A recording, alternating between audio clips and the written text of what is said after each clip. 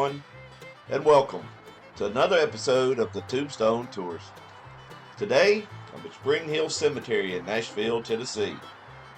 Spring Hill is a very large cemetery located just north of downtown Nashville, and it's the final resting place of some of country music's most notable stars.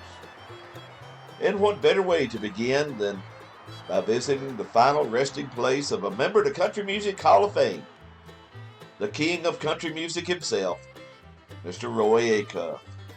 For more than 50 years, Roy Acuff welcomed fans to the Grand Ole Opry, so it's only fitting that he continues to welcome fans to this star-studded cemetery.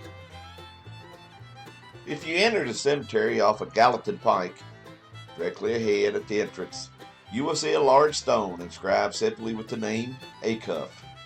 This is the final resting place of Mr. Roy, his wife Mildred, and his parents Neill and Ida.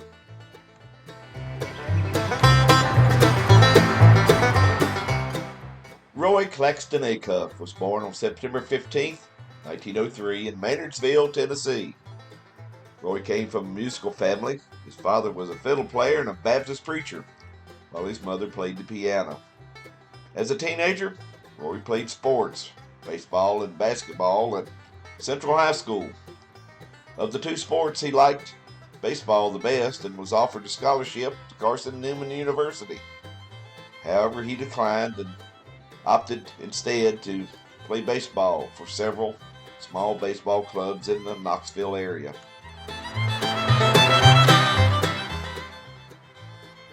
In 1929, Roy tried out for the Knoxville Smokies, a minor league affiliate of the New York Giants. However, he suffered a series of sunstrokes during spring training, which ended his baseball career. It was then that Roy turned to music and started playing the fiddle, and began playing with several local musicians around the Knoxville area.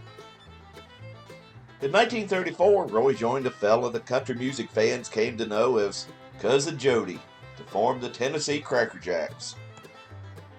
The Crackerjacks were successful, performing on radio stations in East Tennessee. The Crackerjacks ended up changing their name after being introduced as the Crazy Tennesseans by a local radio announcer.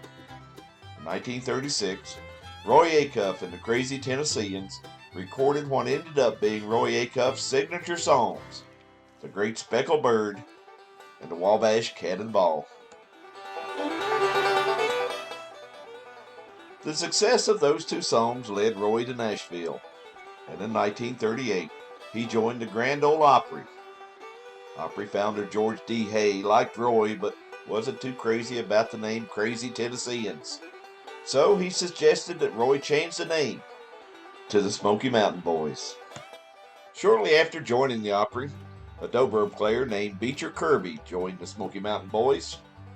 Beecher would soon become known as Nashville Brother Oswald, and he would remain a Smoky Mountain Boy until Roy's death in 1992.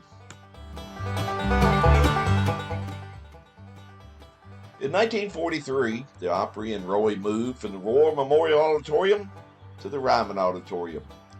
It was at the Ryman that Roy and his Smoky Mountain Boys would become one of the Opry's most popular acts, and Roy himself would become known as the King of Country Music.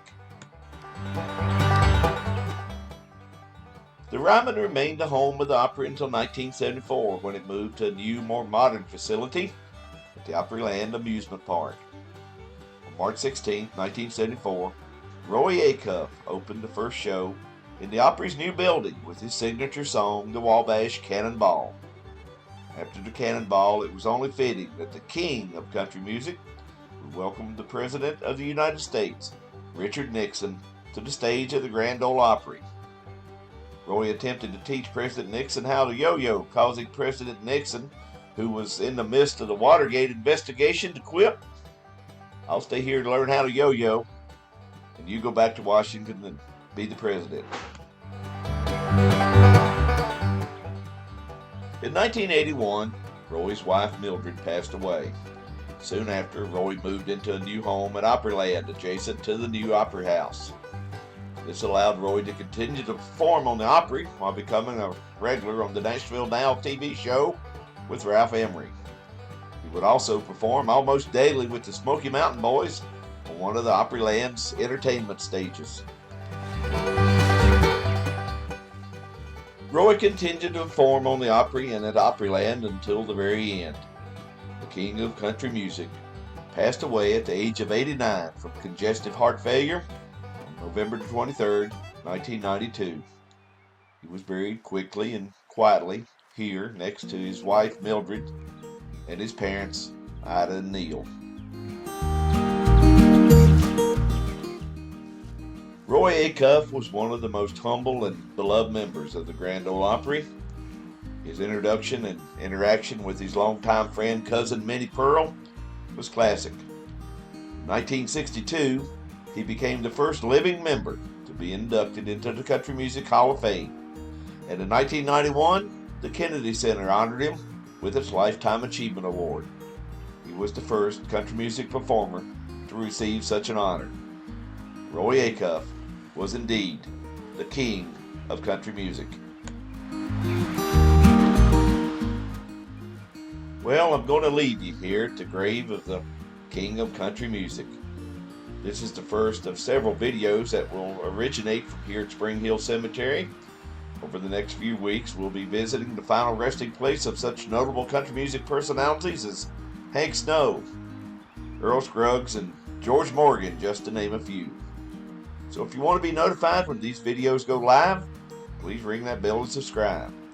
And as always, if you have any special memories of the Grand Ole Opry, Roy Acuff, or any of the people we visit in these videos, please leave me a comment. And of course, a thumbs up is always appreciated.